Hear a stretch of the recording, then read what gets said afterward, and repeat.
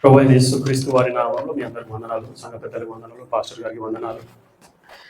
మరొకసారి అవకాశం ఇచ్చినందుకు దేవునికి వందనాలు, కృతజ్ఞతాస్తుతులు చెల్లిస్తున్నాను. ఈ నూతనమైన దినంని, సమయమును, అవకాశమును మరలా దేవుడు తన కృపచేత ఇచ్చినందుకు, తన విశ్వాస్యతను బట్టి, నమ్మకత్వాన్ని బట్టి వందనాలు తెలియజేస్తున్నాను.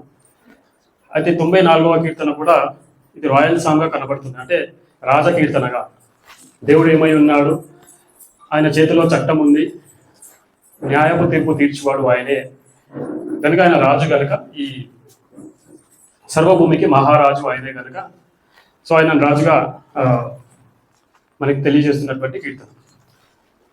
ఎందుకంటే ఇందులో ఉన్నటువంటి పదజాలము భూలోక న్యాయాధిపతి లెమ్మో అని మాట్లాడుతుంది కనుక, ఆయన రాజుగా అది ఈక్వవాలెంట్ రాజుకి సంబోధిస్తున్నట్లు మనకు కనబడుతుంది. తర్వాత దేవుడు ప్రతి ఒక్కటి చూస్తున్నాడు, న్యాయపు తీర్పు ఆయన తీర్చబోతున్నాడు అనే విషయాన్ని కూడా తెలియజేస్తుంది. అదేవిధంగా నీతిమంతులు దేవుని యొక్క దైవికమైన తీర్పు కోసము ఎదురు చూస్తూ ప్రార్థిస్తున్నట్టుగా, తర్వాత దేవుడు ఇచ్చే ఆదరణ ఏ విధంగా ఉంటుంది, తర్వాత చివరిలో ఏ విధంగా దేవుడు కన్ఫర్మేషన్ ఇస్తున్నాడు, ఏ విధంగా మనం విశ్వసించాలని ముగిస్తూ ఉంటున్నటువంటి కీర్తనగా మనం చూసుకుంటాం. అయితే మొదటి 2 వచనాలు చూసుకుంటే, యెహోవా ప్రతీకారము చేయు దేవా అంటే గాడ్ ఆఫ్ వెంజన్స్, అంటే పగ తీర్చు దేవుడవు నీవు, ప్రతీకారము చేయుదేవా అని మాట్లాడుతున్నటువంటి విషయం.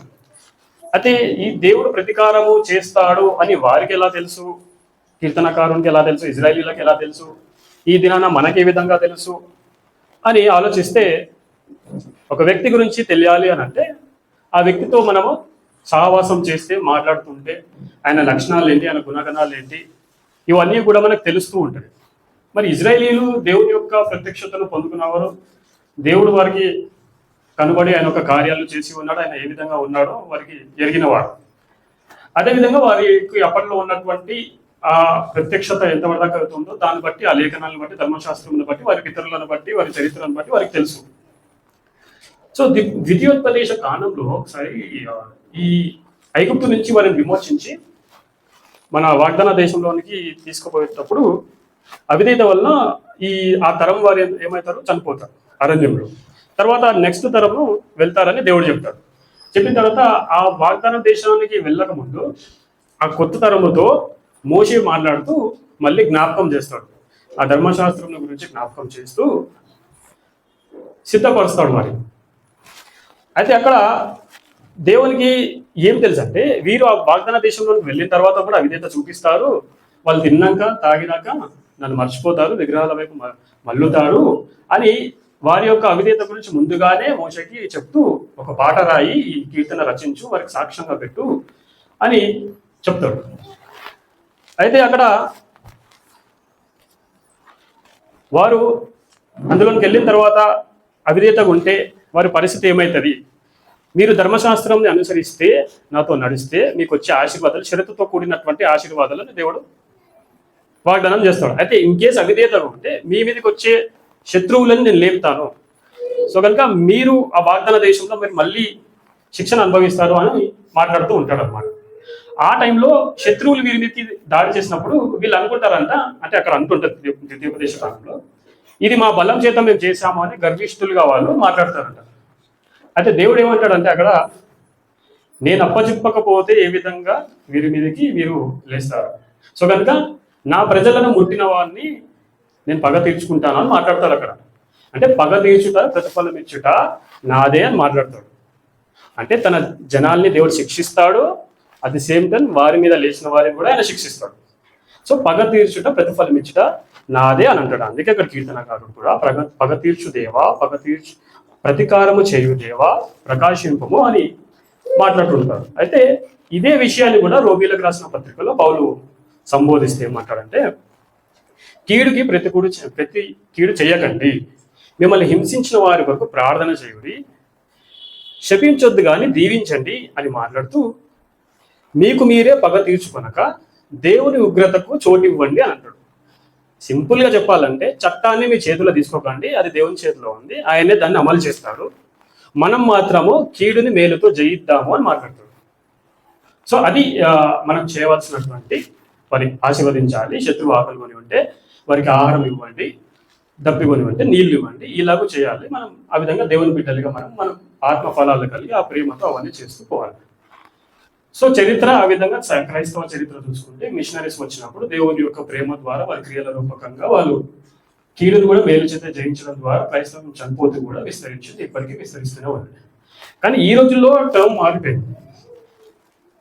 పగకి మళ్ళీ మనం కూడా పగ తీర్చుకునే విషయంలో, ఎదురు తిరిగే విషయంలో, దాడి చేసే విషయంలో మన వాళ్ళు కూడా లభిస్తున్నారు కాబట్టి పరిస్థితులు మారిపోయారు.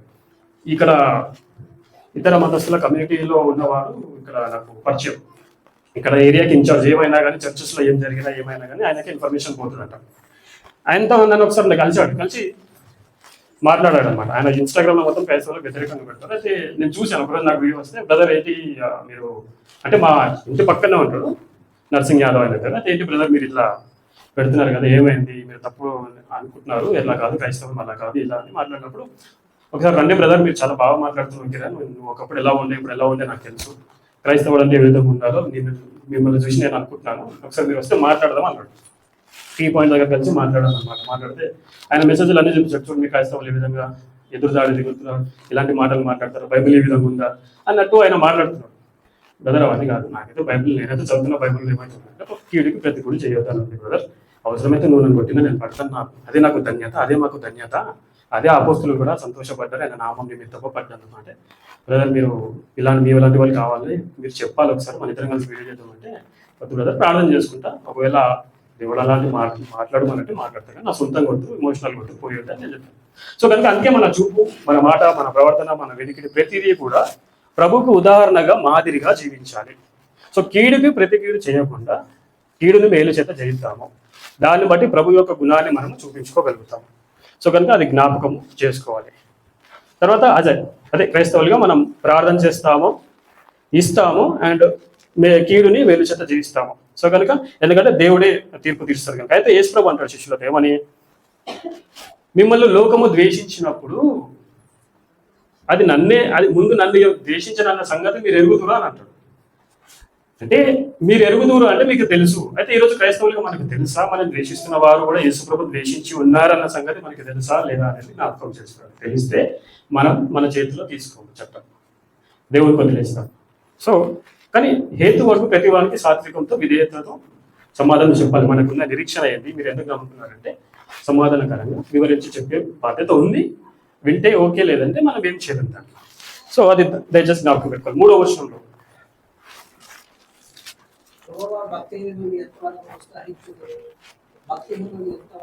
ఈ భక్తిహీనులు ఎంతవరకు ఉత్సహిస్తారు దేవా అంటే, మనం శరీరపరంగా ఉన్నప్పుడు, ఈ బాధలు గుండా వెళ్తున్నప్పుడు, ఈ పరిస్థితులు చూస్తున్నప్పుడు కొన్నిసార్లు మనకి స్పందించాలనిపిస్తుంది, ఎమోషనల్గా అనిపిస్తుంటుంది. అయితే ఎంతకాలము దేవా వీళ్ళు ఉత్సహించదు అని కీర్తనకారుడు కూడా ఆ పరిస్థితి గుండా వెళ్తున్నాడు కాబట్టి అంటున్నటువంటి విషయం. అంటే 2వ పేతురు రాసిన పత్రికలో 3వ అధ్యాయం 7-9 ఏమంటుంది, ఆయన ఏమంటాడంటే, కొందరు ఆలస్యం అనుకుని వచ్చినట్టుగా ఆయన వాగ్దానం గురించి ఆలస్యం చేయరు, కానీ ప్రతి ఒక్కరు నశించడం ఆయనకి ఇష్టం లేదు. సో మారు మనసు పొందవాలని మీ ఎడల దీర్ఘశాంతం వహిస్తున్నాడు అని అంటాడు. మీ ఎడల అంటే అక్కడ పేతురు ఎవరు రాస్తున్నాడు, మళ్ళీ మనకి రాస్తున్నాడు. అట్ ది సేమ్ టైం అందరు రక్షింపబడాలంటే సర్వభూమిలో ఉన్నటువంటి మానవులు. అయితే దేవుని కృప వాళ్ళకి అందుబాటులో ఉంది, మనకు అందుబాటులో ఉంది.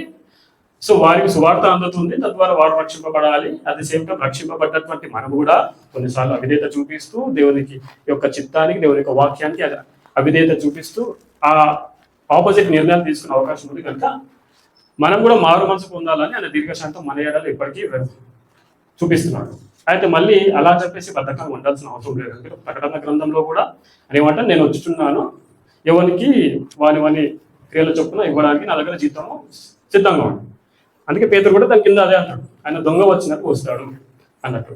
సో కనుక మనం అలర్ట్గా ఉండాల్సినటువంటి బాధ్యత మనకు. అంటే సమయం ఉన్నప్పుడే మనము మారు మనసు పొందాలి. లేని ఏడాలని ఏమంటాడు, మీ వద్దకి దొంగ వచ్చినట్టు వస్తాను, నీ దీపస్తంభంని దాని దగ్గర తీసేస్తానని మాట్లాడతాడు. సో కనుక 4-5 మళ్ళీ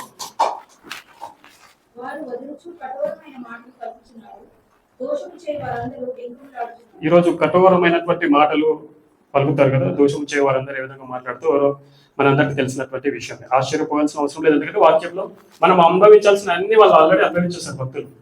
సో మళ్ళీ దాన్ని అవే మనం రిపీట్ చేసుకుంటాం, ఎందుకంటే మన జీవితాల్లో కూడా సేమ్ అదే జరుగుతూ ఉంటుంది. సో వాక్యాన్ని బట్టి మనం ఆదరణ పొందుకొని ముందుకు వెళ్తూ ఉండాలి. 6-7 6-7 యెహోవా వారిని ప్రజలను నలుగగొట్టుచున్నాడు, నీ స్వాస్థ్యమును బాధించుచున్నాడు. విధవరాండ్రులను పరదేశులను చంపుచున్నాడు, తండ్రి లేని వారిని హతము చేయుచున్నాడు. అయితే నిర్గమకాండంలో దేవుడు ఏమంటాడంటే, మీ దేశంలో పరదేశులను మీరు హింసించొద్దు, బాధించొద్దు, విధవరాండ్రులను ఇబ్బంది పెట్టొద్దు, తండ్రి లేని వారిని కూడా ఇబ్బంది పెట్టద్దు. ఒకవేళ పెడితే కనుక నేను కూడా మిమ్మల్ని హతం చేస్తాను, మీ భార్యలు విధవరాండ్రులు అవుతారు, మీ పిల్లలు తండ్రి లేని వారు అవుతారు అని అంటాడు. అంటే ఇది ఇప్పటి కాలంలో అన్యాయంగా అనిపిస్తుంది, కానీ ఆ రోజులో ఉన్న చట్టానికి, ఆ రోజులో ఉన్నటువంటి పరిస్థితులకి అది న్యాయమైనటువంటి తీర్పే. ఈ 21st సెంచరీలో 2026లో ఉన్నటువంటి చట్టాన్ని, భారత రాజ్యాంగాన్ని తీసుకెళ్లి నువ్వు బైబిల్లో ఉన్నటువంటి రాజ్యాంగానికి అప్లై చేస్తే కుదరదు. అందుకే దాని కాంటెక్స్ట్ ఏంటి, దాని బ్యాక్గ్రౌండ్ ఉంది, అప్పుడు ఉన్న పరిస్థితులు ఏంటి, అప్పుడు ఉన్నటువంటి సమాజం ఏ విధంగా ఉంది, వారి పద్ధతులు, కల్చర్ ఏంటి, అప్పుడు ఉన్నటువంటి ప్రత్యక్షత ఏంటి, దాని కోణంలో అద్దాలు పెట్టుకొని చూడాలి. బైబిల్ అని అద్దాలు పెట్టుకొని చూస్తే అప్పుడు ఉన్నది మనకి తేటగా కనబడుతుంది, వెలిగింపబడితే మనకి తేటగా కనబడుతుంది. అయితే ఈరోజు వెలిగింపబడిన వారు, రక్షింపబడిన వారు ఈ రోజులో ఉన్నటువంటి చట్టాన్ని బట్టి దాన్ని చూస్తున్నారు కాబట్టి అది అన్యాయంగా కనిపిస్తుంది. ఎవరు చూసాడు అంత క్రూరంగా ప్రవర్తించాడని. సో కనుక దాన్ని జ్ఞాపకం చేసుకోవాలి. అందుకే యాకోబు పత్రికలు కూడా ఆయన ఏమంటాడు, దేవుని ముందు భక్తి ఏంటి అంటే దిక్కులేని వారిని, విధవరాలను దర్శించడము, వారి ఆపదలో వారిని ఆదుకోవడము అన్నట్టు మాట్లాడుతూ ఉంటాడు అనమాట. ఇది అంటే పాత నిబంధన, కొత్త నిబంధన ఎప్పుడు కూడా సమర్థించుకుంటూనే ఒకటే ప్యాటర్న్ మీద పోతుంది, వ్యతిరేకంగా ఉంటుంది. అయితే మనము ఈరోజు అది పరీక్షించుకోవాల్సినటువంటి బాధ్యత మనకు తోచినంత వరకు మనం సహాయపడగలుగుతామా? అట్లీస్ట్ అంటే అన్నిటికీ డబ్బుతో ముడిపెట్టలేమండి. డబ్బులు లేకున్నా కానీ మన మాటలు కానీ ఆదరించగలుగుతాం. మా అమ్మగారు పక్షపాతం వచ్చినప్పుడు, మా అమ్మగారు రైట్ హ్యాండ్ రైట్ లెగ్ పడిపోయినప్పుడు తర్వాత రాను తీవ్రతగా అయింది ఆ పరిస్థితి. ఒకరోజు నైట్ తనకి చాలా ఇబ్బంది అవుతున్నప్పుడు నా దగ్గర డబ్బు ఉంది, ఆటోకి డబ్బు ఉంది, కానీ ఆ రాత్రి ఆటో రావాలి కదా, మనుషులు కావాలి కదా, పట్టుకోవాలి కదా, ఎత్తేయాలి కదా, అందులో కూర్చోబెట్టాలి కదా. అప్పుడు నాకు డబ్బుతో ఏం పని, నేను డబ్బులు ఇచ్చానా, మీకు డబ్బులు ఇస్తాం మా అమ్మగారిని ఆటోలో కూర్చోబెట్టాను అనలేదు కదా. అప్పుడు కావాల్సింది ఏంటి, దేవుని యొక్క స్వభావం. ఆ స్వభావం కలిగి మనము దేవునికి ప్రేమ చూపించుకోవాలి. మా గదిలో 2 ఉండే, వారిని వెళ్ళి లేపితే వాళ్ళు వచ్చారు. పాపం వచ్చి మాకు హాస్పిటల్ దాకా తోడైంది, అడ్మిషన్ అయ్యేంత వరకు తోడైంది, పోయారు. సో కనుక అన్ని డబ్బుతో చేయలేమండి. మన మాటలే కానీ మనం హెల్ప్ చేసే విధానాన్ని బట్టి కూడా దేవుని ప్రేమ చూపిస్తూ ఆ విధంగా మనం ఆదుకోగలుగుతాం. సో 8-9 జనులలో పశుప్రాయులారా దీనిని ఆలోచించుడి, బుద్ధిహీనులారా మీరెప్పుడు బుద్ధిమంతులగుదురు. చెవులు కలుగచేసిన వాడు వినకుండునా, కంటిని నిర్మించిన వాడు కానకుండునా. అదే ఈ మోషే గారితో దేవుడు మాట్లాడుతూ, మోషే నువ్వు ఐగుప్తు దేశానికి వెళ్ళాలి, ఇట్లా జనాలను విడిపించాలంటే ప్రభా నేను మాట్లాడలేను, నేను విడిపించలేను, సో ఎవరైతే ఆ సామర్థ్యత ఉందో వారిని మాత్రం అన్నట్టుగా మాట్లాడుతుంటే దేవుడు కోపగించి మాట్లాడతాడు. అంటే నోరించి వారు ఎవడు, దృష్టి గల వాడిని కొట్టించిన వాడు ఎవడు, అందులను కొట్టించిన వాడు ఎవరు, నేనే కదా అని మాట్లాడతాడు దేవుడు. అయితే మనకు ఉన్నటువంటి ఆ సామర్థ్యతని కూడా మనము దేవా నేను చేయలేను అని అనుకుంటే మనం కాబట్టి ఇంకోటితోనే దేవుడు చేపిస్తాడు ఆ పని. ఈరోజు మనకు చదువు ఉంది, అన్ని ఫెసిలిటీస్ ఉన్నాయి, వాక్యము మన చేతిలో ఉంది, ఇంట్లో మంచిగా ఫ్యాన్ ఉంది, ఏసీ ఉంది, కూర్చున్నాము, చదువు కూడా ఉంది, వాక్యం అర్థం చేసుకోవడానికి. అయినా కానీ నేను చదవలేను, నాకు అర్థం అవ్వట్లేదు అనే ఆ సామర్థ్యత లేని వారిగా మాట్లాడుతుంది. నువ్వు కాకపోతే ఇంకొకరు అన్నట్టు దేవుడు. ఇప్పుడు మా అత్తయ్య ఉన్నారు, ఇంకా పెద్దవారు మీరు అందరు ఉన్నారు, మీరు మా అంతా చదువుకోలేదు, బట్ స్టిల్ మీకు వాక్యం ఎంత గుర్తుంటుంది, సిద్ధపడకుండా మీరు చెప్పగలిగేంత స్థాయిలో ఉన్నారు. సో మన సామర్థ్యత ఏంటి అని తెలుసుకొని దేవుని చేతిలో పెట్టి దేవుని కోసం వాడబడాలి. అయితే 11వ వచనము ఒకసారి. అయితే 10లో అన్యజనులను శిక్షించువాడు దండింపక మానున, మనుషులకు తెలివి నేర్పువాడు. అంటే ఇంగ్లీష్లో ఈ విధంగా ఉంటుంది, తెలుగులో అట్లా లేదు. కానీ అన్యజనులను శిక్షించువాడు దండింపక మానున, మనుషులకు తెలివి నేర్పువాడు నరుల ఆలోచనలు వ్యర్థములని దేవుడికి తెలిసి ఉన్నాయి. ఏదే పౌలు కొరింథీయులకు రాసిన పత్రికలో అంటాడు. అంటే ఈ రోజు మన పైన ఏవైతే చేస్తున్నారో, ఆనాడు ఇజ్రాయేల్ మీద ఏదైతే చేశారో, ఈ రోజు క్రైస్తవుల మీద ఏదైతే చేస్తున్నారో, పన్నాగ పొందుతున్నారో, ఇవన్నీ కూడా వ్యర్థములని దేవునికి తెలుసు. దేవుని బిడ్డలుగా మనకు తెలియాలి వారి జ్ఞానం అంతా వ్యర్థం అని. ఎందుకంటే వాళ్ళు ఏమనుకుంటారంటే ఈ 115వ కీర్తనలో విగ్రహం ఆరాధించే వారు ఏ విధంగా ఉంటారని సంబోధిస్తూ దేవుడు దాన్ని చేయవారు దాని వల్లే ఉంటారు. అంటే అవి కన్నులుండి చూడవు, చెవులుండి వినవు, పెదవులుండి కూడా మాట్లాడవు. సో వాళ్ళకు ఆ కోణంలో ఉన్నారు కాబట్టి మన దేవుడు కూడా చూడడు, వినడు, మాట్లాడడు, మాకు ఏ ప్రతీకారం తీర్చడు అన్న ఆలోచనలో ఉన్నారు. వాళ్ళు ఏమనుకుంటారు అంటే ఇంకా చంపేస్తే కదా ఇక్కడితోనే ఆగిపోయినా అనుకుంటారు. కానీ ఆత్మను దేహంను చంపు వారికి మీరు భయపడకూడదు, కానీ ఆత్మను దేహమును నరకంలో పడవేసే దేవునికి భయపడి. వాళ్ళు శరీరాన్ని మాత్రమే ఏమైనా చేయగలుగుతారు, కానీ దానికి మించి వాళ్ళు ఏం చేయలేరు. సో కనుక మనం ధైర్యంతో ముందుకు వెళ్ళాల్సిన అవసరం ఎంతో ఉంది. 12 నుంచి 13. యెహోవా నిన్ను శిక్షించువాడు. ఇప్పుడు ఇంతసేపు అంతా దుష్టుల గురించి వారి గురించి మాట్లాడుతూ దానికి భిన్నంగా దేవుని బిడ్డల వైపుకి ఇప్పుడు మళ్ళుతుంది ఈ వచనాలు. దేవుని మీదకి దేవుని బిడ్డల మీదకి దృష్టి మళ్ళుతుంది. యెహోవా నిన్ను శిక్షించువాడు, నీ ధర్మశాస్త్రమును బట్టి నీవు బోధించువాడు ధన్యుడు. భక్తిహీనుల గుండా త్రవ్వబడు వరకు నీతిమంతుల కష్టదినములను పోగొట్టి వారికి నెమ్మది కలుగచేయు. మనము క్రమశిక్షణ కలిగిన దేవుని బిడ్డలు, ఎందుకంటే దేవుడు మనల్ని శిక్షిస్తాడు కాబట్టి. ఒకటి 2 రకాల శిక్షలు ఉంటాయి. ఒకటి మనంతట మనము తెచ్చుకునే దాన్ని బట్టి మనం అనుభవిస్తాము, అయినప్పటికీ దేవుని యొద్దకు మనం మారు మనసు పొందుకొని వచ్చినప్పుడు దేవుని దాని నుంచి విడిపిస్తాడు. రెండోది వచ్చేసి ఈ ఆత్మీయ జీవితంలో కొనసాగుతున్నప్పుడు మనకి ఈ శ్రమలు ఇవన్నీ కూడా వస్తూ ఉంటాయి. దాన్ని బట్టి మనం శిక్షణ పొందుకుంటాము. దేవుడు మనల్ని ఆత్మీయంగా మోల్డ్ చేస్తూ ఉంటాడు. సో దానిలో ఆ కష్టాల్లో ఆ శ్రమంలో మనం నిలబడితే ఓర్పు గలవారిగా ఉండి ప్రార్థన యందు పట్టుదల గలవారిగా ఉంటే మనము నిలబడగలుగుతాం. అందుకే హెబ్రీయులకు రాసిన పత్రికలు అంటాడు, ఇప్పుడున్నటువంటి సమస్త శిక్ష అది మనకి బాధకరంగానే ఉంటది. దేవుని యొక్క శిక్ష, క్రమశిక్షణ దేవుడు మనకి ఇస్తున్నప్పుడు అది బాధాకరంగా ఉంటుంది, మనకు అనుకూలంగా ఉండదు చిత్తము. కానీ దాని అందు ఈ పొందుకున్నటువంటి ఈ ట్రైన్ అయినటువంటి వ్యక్తికి అది నీతి అనే సమాధాన ఫలమును ఇస్తుందంట. సో కనుక ఈ లోకయాత్రలో మనకి ఈ క్రమశిక్షణ గుండా వెళ్తున్నప్పుడు భవిష్యత్తులో మనకి సమాధానకరమైనటువంటి ఫలము దక్కుతుంది.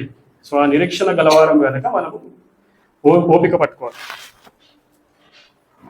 తర్వాత 14 నుంచి 15. యెహోవా తన ప్రజలను ఎడబాయువాడు కాడు, తన స్వాస్థ్యమును విడనాడువాడు కాడు.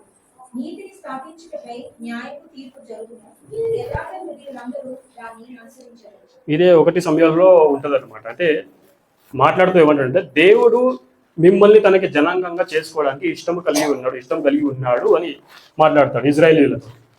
సో సిమిలర్లీ ఈ రోజు కూడా మనల్ని దేవుడు తనకి జనాంగంగాను రాజ్యంగాను చేసుకోవడానికి ఇష్టపడి ఉన్నాడు కనుక ఆయన రక్తము చేత మనల్ని కడిగి వేసి పాపంలో తొలగించేసి తనకి రాజ్యంగాను యాజకులుగాను చేసుకొని ఉన్నాడు. ఇది దేవుని యొక్క ఇష్టమై ఉన్నాడు, మన పట్ల ఆయనకి ఇష్టమై ఉన్నది. అదే ప్రకటన గ్రంథంలో అంటాడు అనమాట.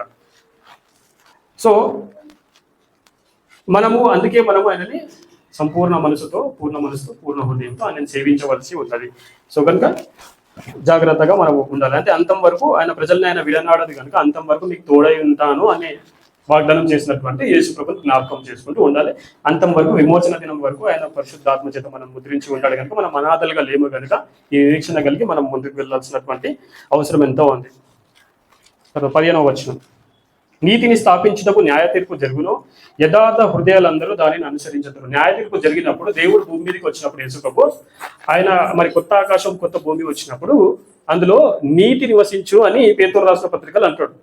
సో మనం అందరం కూడా అక్కడ ఉంటాం కనుక ఆ నీతిని అనుసరిస్తాం మనము. దయచేసి ఈ నిరీక్షణను కూడా జ్ఞాపకం పెట్టుకోవాలి. 16 నుంచి 19. దుష్టుల మీదికి నా పక్షమున ఎవడు లేచును, దోషము చేయవారికి విరోధంగా నా పక్షమున ఎవడు నిలుచును. యెహోవా నాకు సహాయం చేసి ఉండని ఎడల నా ప్రాణము శీఘ్రముగా మౌనమందు నివసించి ఉంటుంది. అయితే దుష్టుల మీదకి ఎవరు లేస్తాడు అంటే ఇంకా దేవుడే లేస్తాడు కనుక. సో యెహోవా నాకు సహాయము చేసి ఉండని ఎడల, మనం ఇంతవరకు సాక్ష్యం చెప్తాం కదా, దేవుడు కృప లేకపోతే, దేవుడు నాకు తోడై ఉండకపోతే నేను ఇంతవరకు ఈ స్థితిలో ఉండేవాడిని కాదు అని మాట్లాడతాం కదా. సో కనుక దేవుడు ఉన్నాడు కనుక మనం ఇంకా ఉన్నాము, ఆయన బిడ్డలుగా జీవించడానికి, సాక్షులుగా జీవించడానికి, లోకానికి వెలుగుగా ఉప్పుగా ఉండడానికి. తర్వాత 18 చూడండి, నా కాలు జారినని నేను అనుకునగా యెహోవా నీ కృప నన్ను బలపరిచి ఉన్నది. పౌలు ప్రార్థన చేస్తాడు ఇబ్బందుల్లో, నాకు ఇట్లా ఇబ్బంది ఉంది దేవా, నాకు ముళ్ళు ఉంది, సో నేను ముమ్మారు ప్రార్థన చేస్తున్నానంటే నా కృప నీకు చాలు అని. సో కనుక నా బలహీనతలు ఏంటి నేను విశేషంగా సంతోషిస్తాను, ఎందుకంటే ఆయన యొక్క శక్తి నా మీద నిలిచి ఉండే నిమిత్తము. సో ఆయన కృప మనల్ని బలపరుస్తుంది. మన బలహీనతలో మనకు ఉన్నప్పుడు మనం ఆయన దగ్గరికి రావాల్సినటువంటి అవసరం ఎంతో ఉంది. తద్వారా ఆయన కృప చేత మనం బలపరుస్తాడు, అది శక్తి మనకి.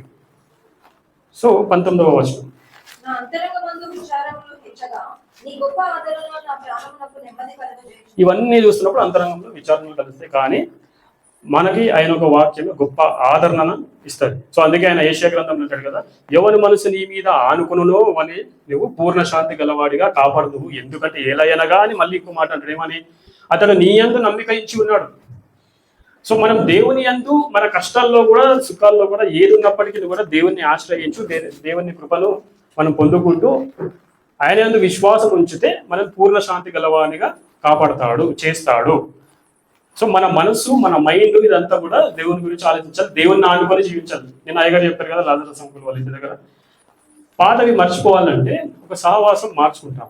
అంటే మళ్ళీ అన్నాడేమని, దేవునితో సహవాసం చేస్తే, దేవుని మీద మనసు ఉంచితే, దేవుని యొక్క వాక్యంని ఆశ్రయిస్తే మనకి పూర్ణ శాంతి గలవానిగా మనల్ని కాపాడుతాడు. ఆ విధంగా చేస్తాడు, శాంతి సమాధానం మనకి ఇస్తాడు. సో ఆయన యొక్క వాక్యమే మనకి ఆదరణ ఇస్తాడు.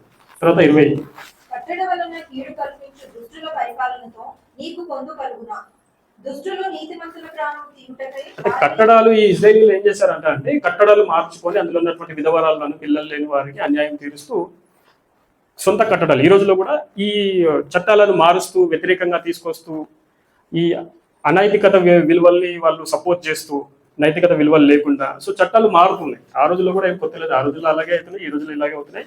సో దేవుడు ఒక మాట అంటాడు ఇంకో చోట, దేశంలో సత్యము కరువైంది, సత్యము లేదు, కనికరం లేదు అని మాట్లాడుతూ వారిని శిక్షిస్తాడు అనమాట. తర్వాత 21, దుష్టులు నీతిమంతుల ప్రాణము తీయుటకై వారి మీద పడుదురు, దోషులని నిర్దోషులకు మరణము విధించును. నీతిమంతుల ప్రాణమును తీయుటకై యేసు ప్రభు నీతిమంతుడు, దుష్టులందరూ కలిసి యేసు ప్రభు నీతిమంతుని యొక్క ప్రాణము తీయుటకై వారు అందరూ ఏకముగా మాట్లాడారు కదా. దోషులని నిర్దోషులకు, అంటే నిర్దోషులైతే ఎవరైతే ఉన్నారో వీళ్ళు దోషులని చెప్పి వారికి మరణము విధించదు. యేసు ప్రభు నిర్దోషి అయినప్పటికీ కూడా ఆయన దోషి అని చెప్పేసి ఆయనకి మరణ శిక్ష వేశారు, సిల్వ వేశారు. సో కనుక చివరిగా ఇంకా ఇంత మాట్లాడుతూ కీర్తనకారుడు ఒక హోప్కి, ఒక కంక్లూజన్కి వస్తున్నాడు. ఏమంటున్నాడు 22, 23లో, యెహోవా నాకు ఎత్తైన కోట, నా దేవుడు నాకు ఆశ్రయదుర్గం. ఆయన వారి దోషము వారి మీదికి రప్పించును, వారి చెడుతనమును బట్టి వారిని సంహరించును. మన దేవుడైన యెహోవా వారిని సంహరించును. సో బాధతో ప్రార్థన చేసి ఉన్నాడు, తర్వాత దేవుని యొక్క ఆదరణ పొందుకున్నాడు, తర్వాత దేవుడు ఏం చేయబోతున్నాడో కీర్తనకారుడు ముగిస్తూ చెప్తున్నటువంటి విషయం. సో కనుక మనం ప్రార్థన చేద్దాము, మనం ధైర్యం తెచ్చుకుందాము, అంతవరకు సైతము లోకంను జయించినది మీ విశ్వాసమే అని యోహాన్ గారు అంటారు. సో విశ్వాసము ద్వారా లోకాన్ని జయిద్దాము, అంతవరకు నమ్మకంగా ఉందాము, ప్రభు వరకు వేచి చూద్దాము. సో కనుక ఎట్టి దేవుని మనం ఆరాధిద్దాము, గణపరుద్దాము, ఆయన స్తుతిద్దాము. ఈ అవకాశం ఇచ్చినటువంటి దేవునికి, సంఘముకి వందనాలు తెలియజేస్తున్నాను. థ్యాంక్ యూ సో మచ్ గారు.